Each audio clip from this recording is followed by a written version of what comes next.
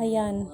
Isang mapagpalang magandang umaga sa inyong lahat. Ngayon ay April 22, 2024. At ang oras ay natabunan ang ating orasan. 11 o'clock. Past 11 o'clock. No? Araw ng Lunes. Una at higit sa lahat ay wala akong sawang aking itinataas, aking pinupuri, dinadakila, niluluwalhati, pinasasalamatan, sinasamba ang pinakadiyos ng kaliwanagan, ang banal na espiritu at ang inang lupa.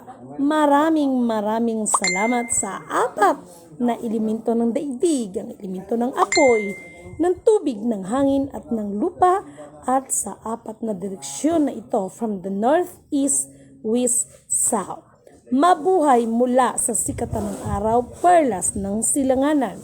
Nawa ang espiritu ng katotohanan, katwiran, kapayapaan, kasaganaan, kapatawaran at pag-ibig ay sumasa atin lahat. Kumusta lahat ang bawat kapatiran? Okay.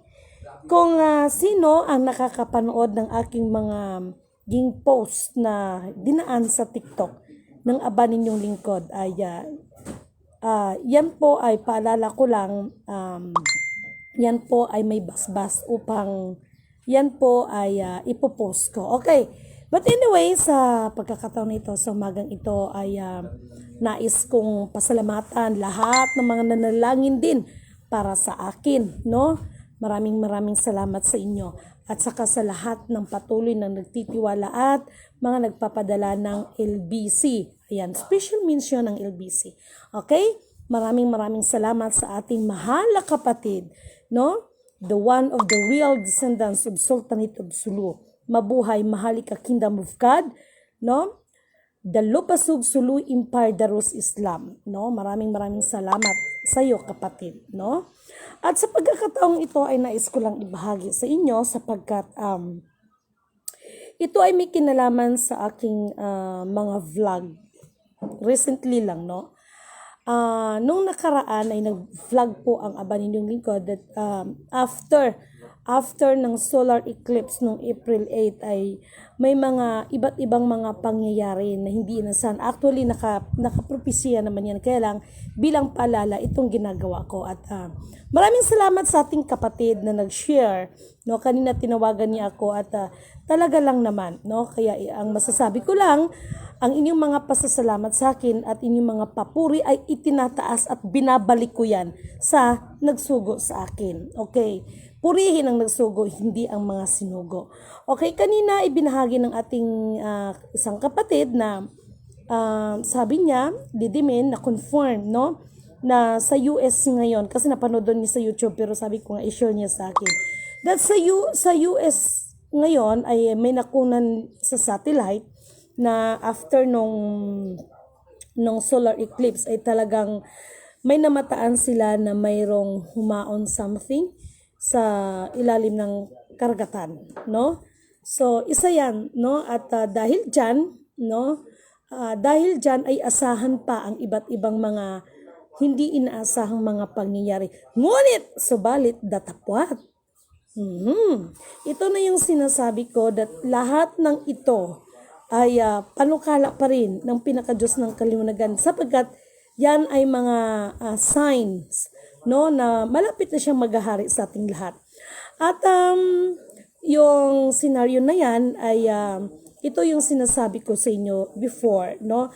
Kasi sa lahat ng mga pangyayari na yan, kasi laging sinasabi that the Philippines sa kuno, the Philippines will be great again, no? Lagi yan, no? Lalo na sa mga nagko-commodities.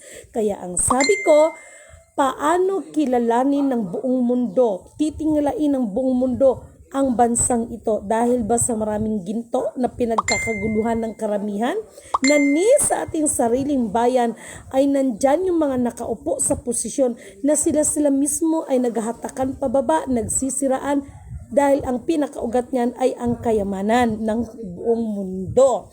Okay, ito yung sinasabi ko, sino, no, at papaano makilala ng buong mundo ang sinasabing Pilipinas, no? Siyempre sa kagandahang loob yan at siyempre may kinalaman yan sa tinatawag na The Reverse Program and the Missing Link. At lahat tayo ay luluhod sa nag-iisang pinakadiyos ng kaliwanagan. Mabuhay Alpha Power Omega. Dahil sa walang hanggang kapangyarihan niya mula sa pasimula, no? Dahil sa walang hanggang kapangyarihan niya, siya pa rin ang magtatakda sa lahat ng bagay at mapagyari sa lahat ng bagay.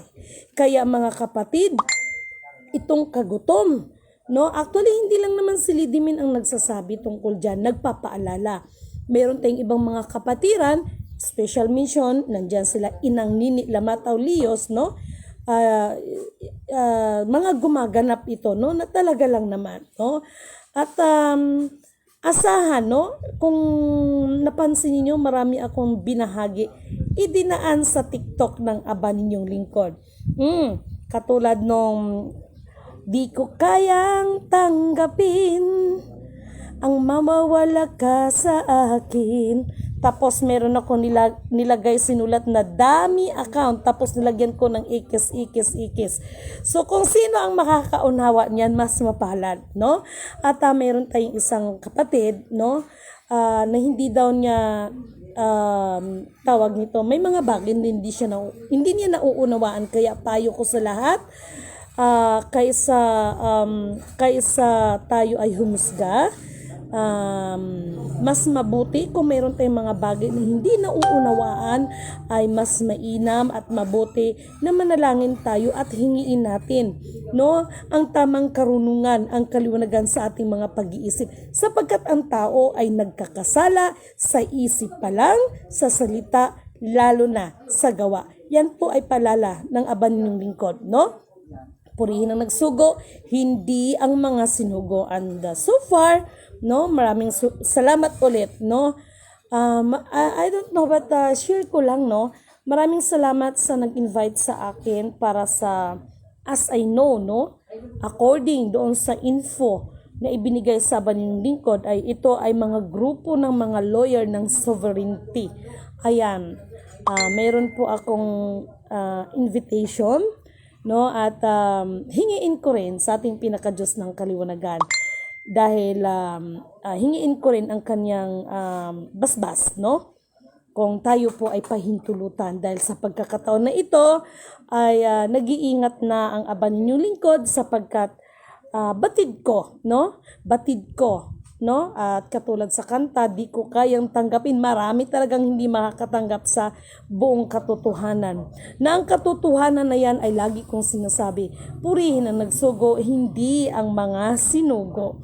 Okay? So, lagi siyang ating itataas. But anyway, meron akong friend na tumawag sa akin kagahapon, no? Tinawag talaga niya sa akin ito at sabi niya, Lidimin, nabalitaan mo na ba that Maharlika Fund Investment ay naaprubahan na ng Supreme Court, no? Ito lang ang sasabihin ko. Ang Supreme Court ay para yan sa may mga pagdinig ng kaso. Ang pinag-uusapan, yung Maharlika Fund Investment, ay may kinalaman yan sa tinatawag na global asset. And based, no, in my, tama bang words ko? Based in my data, no, in the system, no, ay bagamat kung sasabihin ay gi-aprubahan niya ng Supreme Court, ay kailangan pa rin talaga ang mag-a-approve. Meron lang talagang nag-iisa. Actually, kung tutusin, 3 yan eh, no, kasi pagkakalam na isa, solely, no. But anyway, mahaba bang usapan kasi marami na naman ang magtataas ng kilay. Basta keep it strong kayong lahat, dahil marami pa ang magaganap.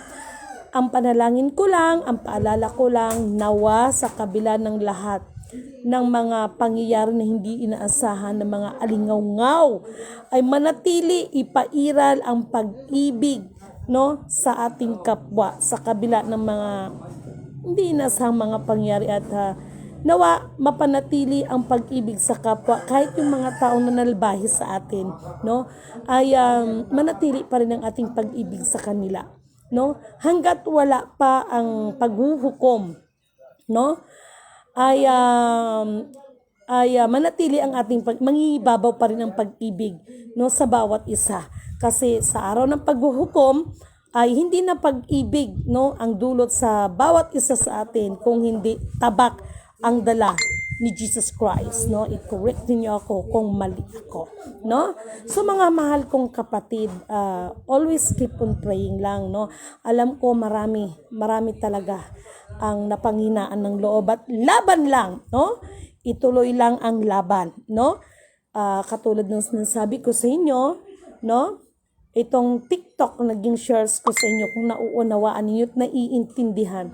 Bakit pinili ko yung kantang Someone Who Believes in You? Ulitin ko, Someone Who Believes in You, no? So hanggat nandyan yung mga taong batid ko, no? Katulad kay Lidimin, mayroong mga naniniwala sa akin, meron din namang hindi. Ngunit subalit dapat wag natin tingnan yung mga taong hindi naniniwala sa atin. Tingnan natin yung mga taong naniniwala sa atin, para sa ikakalwalhati, ikakadakila, ikakapuri, ikakataas ng pinakadiyos ng kaliwanagan, at hindi ang ating mga sarili.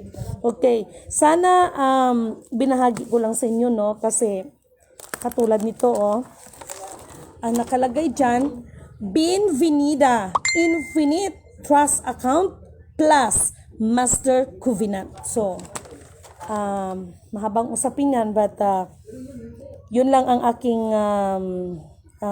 panalangin sa bawat isa, no? Manaig ang pag-ibig sa bawat isa hanggat wala pa ang paghuhukom, no? At naniniwala ako that love conquers at all, no? Malabanan natin yan sa yung mga masasamang gawain, ipaira lang natin ang pag-ibig hanggat wala pa yung paghuhukom, okay? So, sa kabila ng lahat ng mga pangyayari na hindi maganda, as long as may liwanag, kahit kunting liwanag na ating nasisilayan, ay huwag kayong mawalan ng pag-asa, okay? Hanggat may buhay, no? Hanggang may buhay ay may pag-asa, mga mahal kong kapatid, no? At maraming salamat sa lahat ng inyong mga pagsubaybay, sa inyong buong suporta, at ipagpaumanhin sa lahat ng ibang mga kapatiran na hindi ko agad kayo nasasagot. Magandang tanghali po, Ma'am Lady Min Canuto. Pagpalain ka po ng Diyos. Maraming salamat, kapatid na RD Valiente, no? Maraming salamat kay Marvin Collado Montemayor, no? Naghang ang aking phone, no? Kasi masyadong loaded. At maraming salamat sa iba pang mga kapatiran. Thank you so much, and marami din salamat sa family ng aking asawa, no? Sa full support, no? Even my family, no? Ay yung pamilya ko, hindi pala nila alam yung ginagawa ko, no? So thank you so much, at magpanalanginan tayo sa bawat isa. Okay? At kung yung may mga tao man tayong mga na-encounter na hindi good sa atin, iwasan na lang natin sila. Total, kung hindi naman sila nakakatulong sa ating mga life. Okay? Parang the show must go on. Okay? So, maraming salamat. Concepcion, Gacoma, Canieda. Thank you so much, no? Ate, thank you so much sa lahat-lahat. Maraming salamat, no? At katulad ng sinabi ko, Singapore, no? Basta. Pati yung Bataan at saka yung Masbate. But anyway, maraming salamat, no? At alam ko, nalangin dyan, no? Maraming nanalangin para sa atin. And thank you so much sa iba't ibang mga grupo at individual na mga gumaganap ng spiritual. Thank you so much po sa inyong lahat. Sa lahat ng inyong mga suporta, sa inyong mga panalangin. Okay? So, isang mapagpalang magandang umaga po sa inyong lahat. Naghang yung phone ko. Thank you.